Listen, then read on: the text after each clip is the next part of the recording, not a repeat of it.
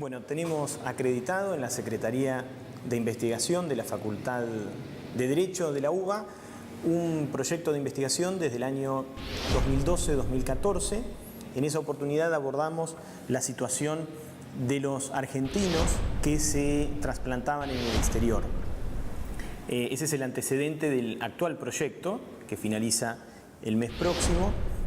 También en la convocatoria de proyectos de ciencia y técnica, pero para el bienio 2014-2016, donde hicimos foco en la problemática del acceso de los ciudadanos extranjeros a lista de espera para trasplante. Hago mención al antecedente, al primer proyecto, porque lo que nos propusimos abordar hace centro o hace su eje en lo que la literatura especializada ha denominado turismo médico, siendo el turismo trasplantológico una especialidad, una especificidad dentro de esa área de estudio. Concretamente se trata del desplazamiento de las personas, el desplazamiento transfronterizo de las personas en procura de la atención de la salud. Es decir, no es la situación de el acceso a los sistemas sanitarios de los extranjeros que habitan de manera permanente en un país, sino que el fenómeno de estudio está acotado por el desplazamiento territorial transfronterizo de personas motivadas exclusivamente en la atención de la salud. Ese es el primer punto y lo que recorta de alguna manera el área de estudio. Decía que en el bienio 2012-2014 abordamos la situación de los extranjeros, de los argentinos que decidían trasplantarse en el exterior. Como saben, el escenario en el que esto tiene lugar es un contexto de escasez, es decir, es la escasez de órganos la que motiva el desplazamiento de los argentinos, en este caso, a trasplantarse fuera de la Argentina. Nosotros hicimos foco en el sur de Bolivia, en la ciudad de Santa Cruz de las Sierras, por una situación que tomó Estado Público a inicio de los años 2000 y que daba cuenta de ciudadanos argentinos que habían decidido hacer un puente a la lista de espera, habían evadido la lista de espera en la Argentina, yendo a Bolivia a trasplantarse. Por supuesto, pagando para eso. Esto no es técnicamente comercialización de órganos. El segundo punto que es importante aclarar es que se trata de trasplantes con donante vivo, siempre trasplantes con donante vivo. Allí hemos acotado nuestra investigación de manera que ha quedado afuera todo lo que es con donante cadavérico. Y la tercera aclaración que es importante hacer antes de meternos en los contenidos del proyecto es que nos vamos a dedicar exclusivamente al trasplante renal. Ustedes saben que entre los órganos sólidos que pueden trasplantarse tenemos pulmón, corazón, no. Nosotros nos vamos a acotar especialmente a los pacientes renales, a los pacientes que necesitan tratar una patología mediante el implante de un riñón. Y una aclaración más, este tema es colindante con el tráfico de órganos. Sin embargo, nosotros no nos vamos a ocupar del tráfico. El tráfico puede ser precisado en el imaginario popular como aquella persona a la cual se le sustraen órganos vitales, siendo privada ilegítimamente de la libertad, experimentando lesiones gravísimas, cuando no la propia muerte, y todo esto practicado contra su voluntad, claro. Bueno, no es ese el supuesto de análisis. Nosotros vamos a trabajar específicamente en comercialización de órganos, es decir, en un acto consentido por ambas partes, consentido por el dador y por el receptor, pero en violación a la ley. Porque hay que decir que tanto la ley argentina como la ley boliviana castigan el tráfico de órganos, castigan la comercialización de órganos. Se supone que la dación de órganos siempre es gratuita. Pero ¿qué ocurre? ¿Dónde está la trampa a la ley? Bueno, ustedes saben que en la Argentina el acceso a un trasplante de órganos con donante vivo puede realizarse por principio general cuando dador y receptor están unidos por lazos de parentesco consanguíneo hasta el cuarto grado, o cónyuges, o aquellos que sin ser cónyuges conviven por una relación sostenida en el tiempo por más de 3 años y esa relación baja a 2 si de esa unión mediaren hijos. Esta limitación no existe en el derecho boliviano.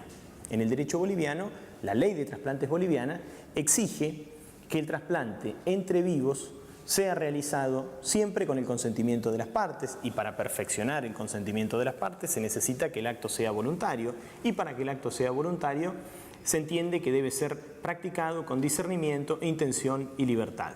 En ese sentido, tanto nuestro código como el de ellos es tributario de los códigos civiles decimonónicos y por lo tanto abrevan en los mismos fundamentos. No se exige más que la voluntariedad del acto. Los dos también exigen la gratuidad del acto, es decir, no permiten que haya una contraprestación patrimonial, pero en Bolivia sucede que no hay una limitación para la donación entre vivos fundada en el parentesco consanguíneo o en relaciones conyugales o de tipo conyugal. ¿Por qué en la Argentina sí existe? Bueno, en la Argentina existe esta limitación, o se fundamenta esta limitación porque el legislador ha entendido, con mejores razones o no tan buenas razones, el legislador ha entendido que no media contraprestación patrimonial cuando la dación entre vivos se practica entre familiares. Ciertamente eso es opinable y es un dato de apreciación fáctica y es una presunción juris tantum, podríamos decir, porque esa presunción puede hacerse caer. En efecto, es lo que sucede cuando la justicia autoriza, a través del procedimiento judicial especial contenido en el artículo 56 de la Ley de Trasplantes, cuando la justicia autoriza un trasplante entre vivos no relacionados, decimos nosotros. Hace 1 año o 2 años, quizá el caso que mayor resonancia tuvo o que cobró estado público y notoriedad por ser un famoso periodista, uno de los pacientes que recibió el trasplante, estoy hablando del caso de Jorge Lanata, eso se sustanció a través del procedimiento judicial especial que la ley prevé en el artículo 56. Entonces, insisto, nosotros en el derecho argentino tenemos una restricción a la dación entre vivos acotada a lazos de parentesco. El fundamento, la causa por la cual el legislador introdujo esa limitación es porque presume que entre familiares no hay contraprestación económica, desalentando de esta manera un tráfico comercial. Pero insisto, es una presunción juris tantum en la medida en que puede hacerse caer si se prueba en la jurisdicción que, aunque no media ese lazo de parentesco, el intercambio es gratuito y no es patrimonial. A eso nos dedicamos en el bienio 2012-2014 y en el 2014-2016, en el proyecto actualmente en curso, nos dedicamos a mirar el mismo problema pero desde otra óptica, es decir, no la situación de los argentinos trasplantados en el exterior, sino cómo era el ingreso a lista de espera para trasplante de los extranjeros en la Argentina. Allí nos encontramos con, en primer lugar, la única cuestión que reglamenta esa temática son 2 resoluciones del INCUCAI. De manera que desde la jerarquía normativa estamos por debajo incluso de una resolución ministerial. No es una ley, no es un decreto del Poder Ejecutivo, no es una resolución del Ministro de Salud. Hablamos de una resolución del propio INCUCAI. El antecedente es la resolución 85 del año 2004, que limitaba el acceso de los extranjeros a lista de espera, en primer lugar, distinguiendo entre la situación migratoria del extranjero, es decir, si era un residente permanente o un residente transitorio y o temporario. Tal vez el dato más importante que haya que agregar de esa resolución es que limitaba el acceso a lista de espera para trasplante del residente temporario o transitorio, en primer lugar, a la legalidad de su ingreso al país. Necesitábamos acreditar, necesitábamos certificar que el paciente había ingresado legalmente al país y además le solicitábamos un certificado del país de origen diciendo que ese paciente no podía participar en el sistema de trasplantes nacional, sea por la causa que sea. La más común era que en el país de origen no existía ese módulo de trasplante. Por ejemplo, por poner un caso, el trasplante de intestino, la Argentina es el único país de la región que actualmente lo hace. Hoy, 2016, la Argentina es el único país que tiene trasplante de intestinos. De manera que si un ciudadano, por ejemplo, brasilero, quería venir a trasplantarse a la Argentina, debía acreditar su condición legal, su condición migratoria de ingreso legal en la Argentina, y además necesitaba hacerse de un certificado expedido por la autoridad sanitaria brasilera diciendo que en el país de origen no podía participar de un trasplante de intestino, concretamente porque no existía ese módulo. Esta situación se revierte en el año 2009. Esa resolución, la 85 del año 2004, es modificada por el propio organismo, por el propio INCUCAI, y la sustituye por la resolución 342 del año 2009, con un criterio mucho más restrictivo.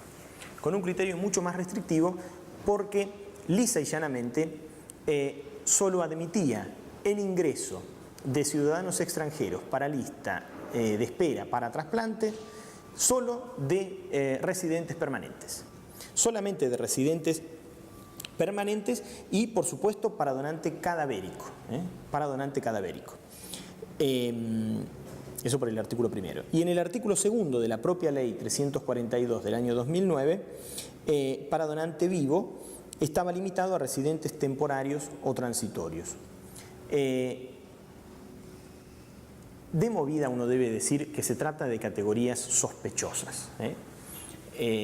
Categorías sospechosas en la medida en que se está limitando el acceso a la atención de la salud en función de la nacionalidad de las personas. Como ustedes saben, en el sistema constitucional argentino, en el diseño del sistema constitucional argentino, todos los ciudadanos son iguales ante la ley y gozan de la misma e idéntica proporción de derechos, y sobre todo cuando se trata de derechos civiles. Están equiparados los nacionales y los extranjeros en materias de derechos civiles. Por lo tanto, en principio, uno concluye, y sin indagar demasiado, que la resolución es de dudosa constitucionalidad, un testeo de constitucionalidad de la norma, efectivamente condicionaría su paso por un testeo de constitucionalidad. Pero también es cierto, y aquí es importante que lo digamos con claridad, también es cierto que la situación de hecho que se plantea es una situación por lo menos anómala. ¿En qué sentido? Recordarán que, como dijimos, la situación se ventila en un contexto de escasez, de órganos. En un contexto de escasez de órganos quiere decir que, si bien se trata de patologías de baja prevalencia, son también patologías de alto costo. Con baja prevalencia lo que queremos decir es que en un país de 42 millones de habitantes, tener menos de 10.000 en lista de espera significa que el número de personas en lista de espera es muy bajo, lo que traducido significa tenemos muy pocas posibilidades, abusando de la estadística, muy pocas posibilidades de necesitar un trasplante de aquí hacia adelante. Sin embargo, el alto costo se ventila no solamente por los gastos pretrasplante, el trasplante en sí mismo y el sostenimiento del injerto en el tratamiento inmunodepresor en el posttrasplante, sino porque se juegan o se adjudican bienes que no son susceptibles de apreciación, que no son susceptibles de evaluar en términos dinerarios. Concretamente los órganos. Los órganos no tienen un valor, son cosas que están fuera del mercado, que no se comercializan. No obstante, aunque no tienen un valor dinerario, aunque no se puede fijar un valor patrimonial, lo cierto es que algún valor tienen porque llevan un costo de oportunidad. ¿Qué significa un costo de oportunidad? Que el riñón que yo le estoy poniendo al paciente A no se lo estoy poniendo a todos los demás pacientes. Por lo tanto, debo pensar en el mejor aprovechamiento de ese recurso. Aquí es donde se plantea el problema. La Argentina no tiene posibilidades de atender la salud de sus propios habitantes. No estoy hablando de la Argentina como si fuera una situación particular de la Argentina. La cantidad de órganos de los que disponemos no es suficiente para atender la demanda Es decir, no podemos afrontar la demanda de órganos que tenemos. ¿Por qué? Sencillamente porque no se dona o porque los números de donación son bajos. Sin duda la cantidad de gente que muere es superior a la gente que se trasplanta por día. La cantidad de argentinos que se mueren en un día es muy superior a la cantidad de argentinos que se trasplantan por día. Es decir, en esta ecuación nosotros tenemos un problema. Claro que no todas las personas que mueren pueden ser donantes, por supuesto. No todas las personas que mueren son donantes. Concretamente necesitamos que el órgano esté perfectamente sano. Necesitamos que el órgano esté perfectamente sano. Y no todas las personas que mueren perfectamente sanas. Por lo tanto, es importante que tengan presente este dato. Estamos en un contexto de escasez. Estamos en un contexto de escasez. No alcanzan los órganos que logramos procurar, los órganos que supimos conseguir, para los órganos que tenemos que injertar en las personas que lo necesitan para tratar la dolencia que padecen y que las hace susceptibles de ser pacientes necesitados de recurrir a la técnica de ablación e implante de órganos. Nosotros intentamos abordar esta cuestión en el proyecto en curso y efectivamente tenemos algunas conclusiones parciales todavía, estamos elaborando las finales, algunas conclusiones parciales para exhibir.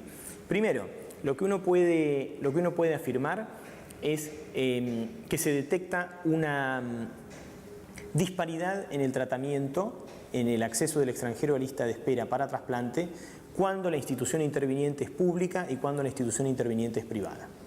De manera que se detecta un doble estándar en la aplicación de esta resolución. Las instituciones privadas, por definición, no pueden ingresar el paciente a lista de espera para trasplante, y en el público se da una suerte de batalla o de pelea con la institución, porque la propia resolución 342 prevé que el INCUCAI puede revisar y puede sustanciar las excepciones, puede hacer excepciones. Y nosotros teníamos una jurisprudencia muy nula, una jurisprudencia nula en la materia, no teníamos antecedentes, no había fallos. Habíamos detectado solo uno en la provincia de Buenos Aires cuando comenzamos la investigación, y recientemente un fallo de la Cámara Civil y Comercial Federal ha confirmado la hipótesis de nuestro trabajo, es decir, ha resuelto la inconstitucionalidad de la resolución y ha admitido el ingreso de un chiquito a lista de espera de un chiquito extranjero a lista de espera para trasplante por fuera de los criterios establecidos en la resolución 342 del año 2009. Somos muy conscientes de la situación fáctica, es decir, efectivamente hay un contexto de escasez, y somos muy conscientes de la situación normativa, es decir, que también plantea, a mi juicio, una dudosa constitucionalidad ab initio. De entrada hay una muy dudosa constitucionalidad. ¿Cuáles son las propuestas o cuáles son las conclusiones a las cuales hemos arribado? Indudablemente esto se resuelve en una instancia de integración regional y en convenios bilaterales, sea por la reciprocidad o sea estableciendo algún tipo de colaboración entre los países. No necesariamente una colaboración que deba traducirse en dinero o pagando por la atención. España ha tomado recientemente esa decisión, la atención de sus ciudadanos en el contexto de la Unión. Sería una solución posible, Pero nosotros creemos que la estrategia sin duda deberá ser la cooperación entre los países, sobre todo allí donde hay bloques constituidos, por ejemplo en el Mercosur. Esto significa que los ministros de salud de los Estados miembros, o incluso ampliándolo más allá de la órbita del Mercosur y planteándolo en otros bloques regionales, deberíamos pensar en convenios que garanticen el derecho a la atención de la salud de los pacientes, de las personas, es decir, bajo ningún punto de vista sería restringir el acceso a la lista, pero sí comprometer al Estado de origen como el principal interesado en la atención de su población. Y que sea el principal interesado en la atención de su población puede traducirse, por ejemplo, colaborando en la instancia de procuración. Pongamos un ejemplo. Si una vez más con el país vecino Brasil tuviéramos alguna posibilidad de implementar un convenio de colaboración, no significa que Brasil deba pagar o que Argentina deba pagar por la atención de la salud de sus habitantes en cualquiera de los dos estados cuando cuando los habitantes están fuera del territorio nacional. Pero sí podríamos procurar de manera conjunta. Por ejemplo, si Brasil no hace trasplante de intestinos, no hay ningún problema, Argentina lo hace, pero procure usted, colabore usted con intestinos o con órganos sólidos, sea de este lado del territorio o sea en territorio propio. Es decir, podríamos pensar en instancias de cooperación. ¿Tenemos convenios vigentes con países limítrofes? Sí, tenemos convenios vigentes con países limítrofes, algunos sin aplicación o con aplicación suspendida. Caso concreto, con Paraguay nunca entró en vigencia y con Uruguay está vigente, pero al día de hoy no hemos podido constatar efectivamente si los convenios de colaboración en materia de trasplantes están vigentes. Hablamos de una colaboración efectiva, de una colaboración real en materia de procuración, no dar charlas de un lado del charco o del otro lado del charco. No estamos hablando de convenios de dar charlas, de charlas informativas. No, estamos hablando de conseguir órganos de un lado del Río de la Plata o del otro lado del Río de la Plata y que el pool de receptores resulte ser común. Se agrega además, y para concluir, tuvimos acreditado entre el año 2015 y el año 2016 y agosto de 2016 un proyecto de interés institucional. La Secretaría de Investigación de la Facultad ha acreditado un proyecto de interés institucional sobre los trasplantes de órganos y el nuevo Código Civil y Comercial de la Nación. Dos reflexiones. Por un lado, hemos intentado consolidar una línea de investigación que la inauguramos hace ya más de 4 años y que creo que se ha consolidado y se ha afianzado no solamente por los productos y por los resultados del proyecto dentro de nuestra comunidad educativa, sino también por las posibilidades que se han abierto más allá de la comunidad educativa. Hemos sido convocados para la reforma de la ley de trasplantes en la provincia de Buenos Aires, concretamente la ley de creación del CUCAIBA. Nuestro proyecto de investigación ha sido convocado como tal y además hemos logrado tener presencia también en congresos, no de la especialidad jurídica específicamente, no en congresos de derecho, o además de congresos de derecho, pero sí en congresos de la especialidad médica. Este año concretamente, en el año 2016, participamos en el Congreso de la Sociedad Argentina de Trasplantes. Por un lado, creo que hemos logrado consolidar la línea internamente y además lograr algún reconocimiento en la comunidad trasplantológica, y eso nos enorgullece mucho y nos genera mucha gratitud. En primer lugar, hacia nuestra casa, hacia la Facultad de Derecho, porque sin la facultad no lo podríamos hacer, y además en la comunidad trasplantológica. La comunidad trasplantológica es relativamente chica, son pocos los médicos que se dedican y que dedican sus vidas especialmente a esta cuestión.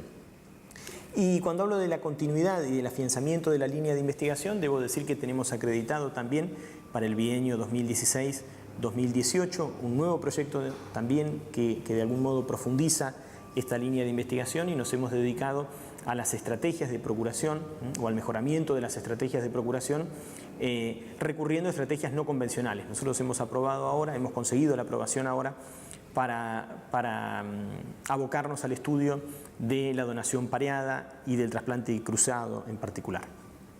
Brevemente, entonces, para concluir, nosotros en el proyecto de interés institucional nos dedicamos a los trasplantes y el Código Civil y Comercial de la Nación.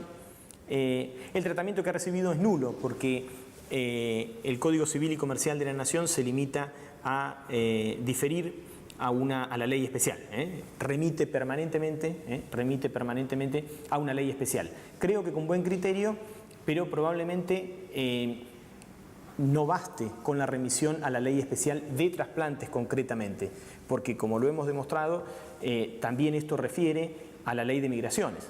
Y el Código Civil y Comercial remite a una ley especial, a la de trasplantes, pero deja fuera la cuestión migratoria, que ciertamente constituye un desafío para nuestros países, en la medida en que deja en evidencia o marca la tensión o pone un contraste muy marcado entre democracia, derechos humanos y las tensiones con la economía, ¿no? Fundamentalmente lo que nosotros vemos aquí es una de las tensiones más palpables, más elocuentes que uno puede mostrar y que nuestros sistemas jurídicos deben atender, es la tensión permanente entre la satisfacción de los derechos humanos como desafío para las democracias de la región, en una tensión permanente con la economía, en una tensión permanente con el mercado.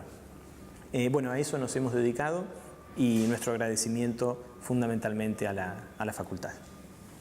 Doctor, ¿podría listarnos los criterios de inclusión y de exclusión de la lista de espera?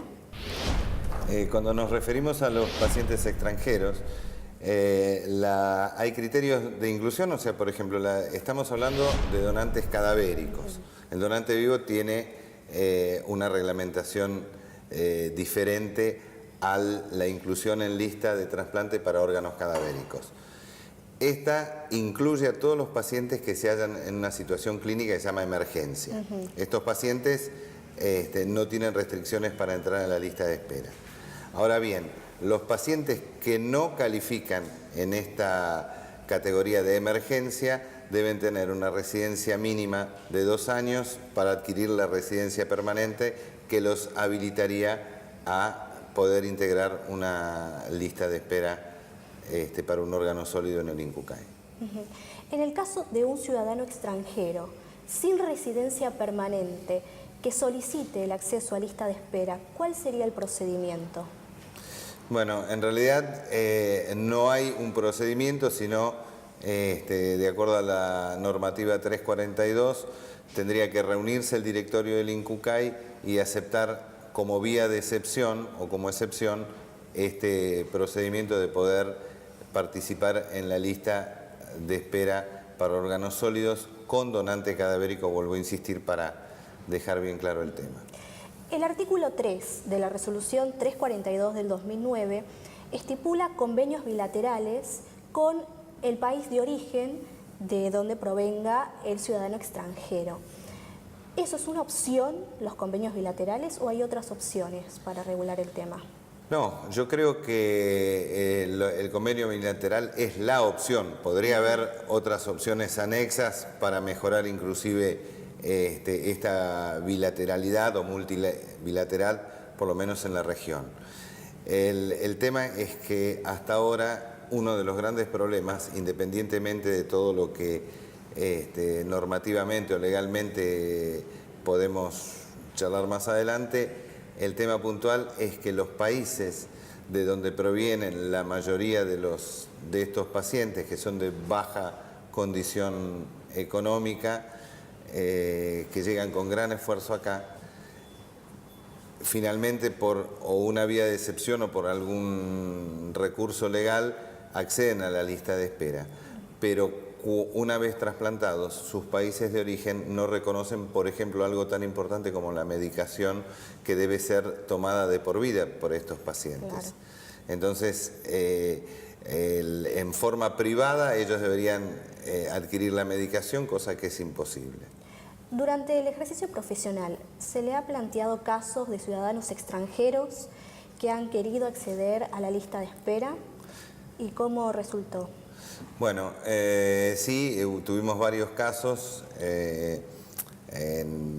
Digamos, recuerdo cuando yo estaba en el hospital Garrahan, en el servicio de trasplante hepático, tuvimos varios pacientes en esta situación. Algunos se resolvieron por la vía de excepción del INCUCAI y la mayoría por vía judicial.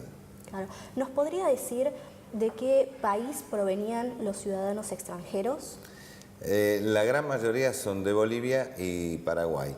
Cabe aclarar que en estos países no existe la posibilidad de hacer un trasplante en pacientes pediátricos de hígado. Digo, me refiero un poco a lo que más conozco, ¿no? Claro. Y con respecto a si puede identificar una característica en los dadores y en los receptores, como condición social, económica. En los dadores, en realidad no hay condición social. Es gente que fallece y que dona sus órganos voluntariamente o ha expresado su voluntad de donación y pueden pertenecer a múltiples o a diferentes estratos sociales. O sea, gente de un estrato social alto como muy bajo. Así que en sentido de los dadores es, digamos, quien fallece, que reúne los criterios para poder donar y nada más, y obviamente tiene características adecuadas para que ese órgano sirva en determinado receptor. Los receptores, y si nos remitimos a los extranjeros, eran pacientes en estado terminal, y me refiero puntualmente, cuando hablamos de pacientes en estado terminal, es cuando no hay terapia sustitutiva, porque esto también es muy importante aclararlo. El riñón tiene terapia sustitutiva, que es la diálisis, y un paciente puede esperar 2 años hasta tener la residencia permanente dializándose. En cambio, un paciente con insuficiencia hepática, con insuficiencia cardíaca, insuficiencia respiratoria terminal, no puede esperar 2 años, dado su situación. Estamos hablando de algo grave, crónico y terminal. O sea que esta situación no le permite esperar 2 años hasta poder tener la residencia permanente. ¿Nos podría explicar el avance de la República Argentina en tema de trasplantes en comparación con Paraguay y Bolivia? Sí, bueno, digamos, la República Argentina, y de esto tenemos que estar muy orgullosos, los resultados del trasplante en general de todos los órganos está a nivel de los estándares internacionales, como tiempo de sobrevida al año y a los 5 años, prácticamente no hay diferencia con las cifras de los que podríamos llamar países más desarrollados. En la Argentina se ha logrado una calidad óptima en la realización de trasplantes y una homogeneidad, porque esto también es muy importante señalarlo, una homogeneidad en todos los equipos de trasplante. No hay categorías, digamos, algunos malos, un poco mejores, y los buenos y los muy buenos. El nivel es muy parejo en todo el país y los equipos de trasplante realmente tienen un nivel de excelencia en la Argentina. Paraguay y Bolivia están intentando empezar con algunos programas de trasplante, pero no hay nada concreto. Quizás trasplante renal sería lo que más han progresado, sin llegar tampoco a los estándares que estábamos hablando. Claro. ¿Sigue siendo un problema el turismo de trasplante y tráfico de órganos? Sí, sigue y siempre fue un problema. Como hablábamos previamente, esto es un tema total que roza totalmente la ilegalidad, tanto la ética como la norma jurídica. O sea, cuando hablamos de turismo de trasplante, y acá podríamos extendernos un poquito, es un paciente que por su condición económica busca un beneficio de un mayor estándar que en su propio país para obtener un órgano para ser trasplantado.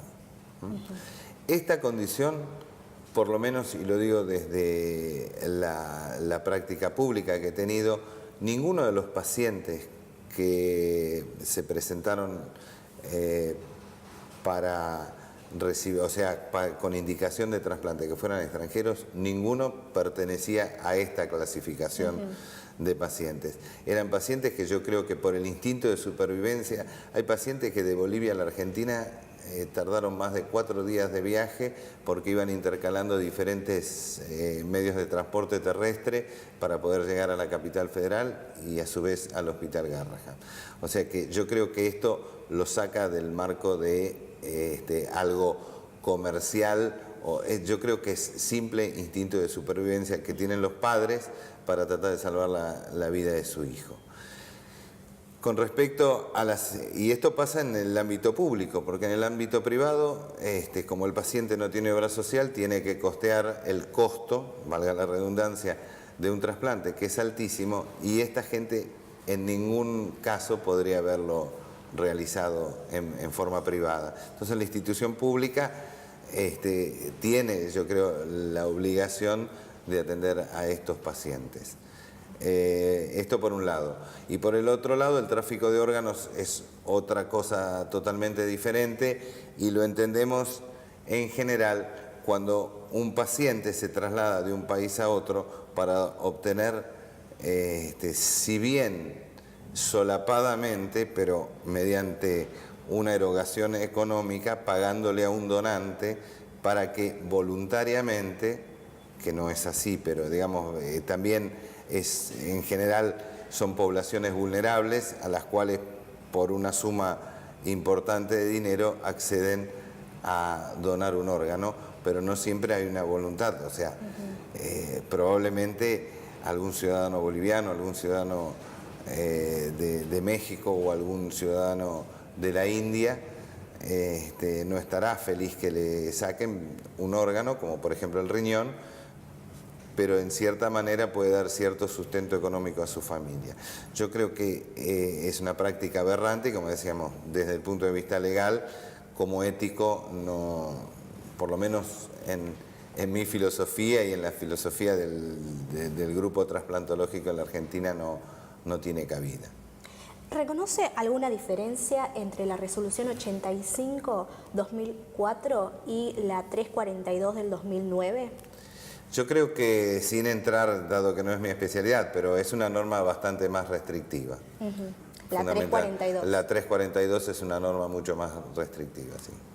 Bueno, muchas gracias, doctor. No, de nada, gracias a ustedes. ¿Cómo logra contactarse la madre del menor con el programa Abogados por los Pibes?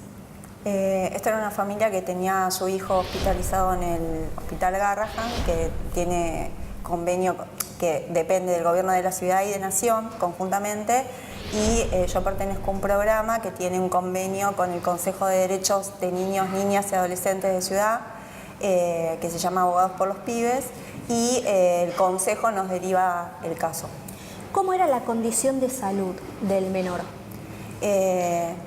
Es un chico que tiene ahora 15 años, en su momento tenía 14 cuando se presenta, y estaba internado en la terapia intensiva del Hospital Garrahan, con lo cual tuvimos que ir a verlo hasta el hospital para hacer las presentaciones que necesitábamos para presentarlo en forma legal.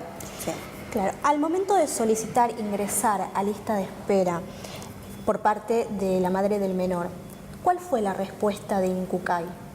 No, esto, previo a todo esto, a contactarse con nosotros, el Hospital Garrahan hace la solicitud.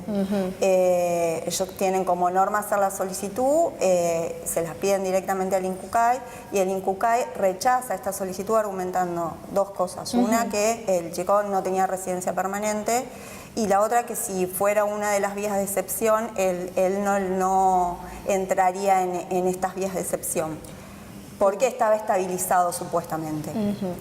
Y al momento, ustedes de presentar la acción, ¿cuál fue la petición? No, la petición concreta era que sea ingresado en la lista del INCUCAI para trasplante hepático. Este chico tiene una patología de síndrome de Budd-Chiari, que lo que hace es directamente no tiene probabilidades, sino es por medio del trasplante de sobrevivencia. O sea, sí o sí necesita un trasplante. Habían probado en el Hospital Garrahan con hacer algunas terapias alternativas que no funcionaron. También se trató de hacerlo con un donante vivo, que hubiese sido el papá, pero por las condiciones físicas de ambos no se pudo hacer. Aparte porque este es ya un chico más grande, entonces necesitaba una porción más grande de hígado, y bueno, no se pudo concretar. Por eso la única opción que él tiene hasta hoy en día es un trasplante con órgano cadavérico. Claro, y esos fueron los argumentos utilizados para otorgar la medida cautelar. Sí, primero la medida lo que hicimos fue solicitar por medio de un amparo, que a su vez tiene una medida cautelar. Entonces, hasta que se procese el tema del amparo, que es la instancia principal, solicitamos cautelarmente que se lo ingrese a la lista de trasplante. Y nosotros no estábamos pidiendo que se lo incluya en la lista como número 1, porque eso también es importante destacarlo. Estamos pidiendo que, según su condición, se le ingrese en el lugar que le corresponda. Claro. No estamos, con esto quiero decir que no le estamos quitando el órgano a ningún nacional, sino que simplemente estamos bregando por un derecho a la vida, y por el derecho a la vida de un niño, fundamentalmente. ¿El marco normativo utilizado, cuál fue? Bueno, todos los convenios internacionales, de los cuales Argentina fue uno de los primeros firmantes, que ahora están amparados en la Constitución Nacional y que también en este momento ha aceptado el Código Civil y Comercial de la Nación en los primeros artículos. Obviamente todo lo que tiene que ver con el derecho a la dignidad, a la salud, estos tratados son todos tratados de derechos humanos y sobre todo la Convención de los Derechos del Niño, que también forma parte de nuestro plexo normativo constitucional. Luego de la medida cautelar, ¿cómo continuó la acción? Bueno, nosotros continuamos porque sabíamos que el INCUCAI está muy presente atrás de estos amparos. Entonces, proseguimos con el tema de la prueba para ver si era verdad o no. Entonces, seguimos proveyendo cuestiones que tenían que ver con si este chico en qué situación estaba, si fluctuaba o no fluctuaba, su condición en la lista de espera. Y bueno, al final solicitamos que se dicte sentencia porque no teníamos nada más que probar. Y bueno, se dictó una sentencia favorable. Y bueno, otros intervinientes acá fueron la defensora de menores y que también solicitó el control de constitucionalidad de esta norma 342 del 05, que a nosotros nos pareció muy loable que lo haya hecho, y acompañando todos nuestros argumentos, pero como no solo como la inconstitucionalidad de la norma, sino como además sumándole un control de convencionalidad. Claro. ¿El menor pudo trasplantarse? No, todavía no, y sigue en lista de espera. Y no sabemos hasta qué punto va a poder seguir esperando, pero bueno, por lo pronto está estabilizado, está externado, o sea, en el Hospital Garrahan, la verdad que es un hospital de primerísimo nivel. Nosotros hemos ido varias veces y él, la verdad que se sentía bastante cómodo ahí. Y bueno, por suerte han logrado estabilizarlo y él está residiendo en una casa que alquila acá junto con sus padres y se hace los controles bimestrales. Pero bueno, con muchas esperanzas de que en algún momento pueda ser trasplantado y poder llegar a tener una vida mucho mejor que la que tiene ahora. Muchas gracias, doctora. Gracias a ustedes.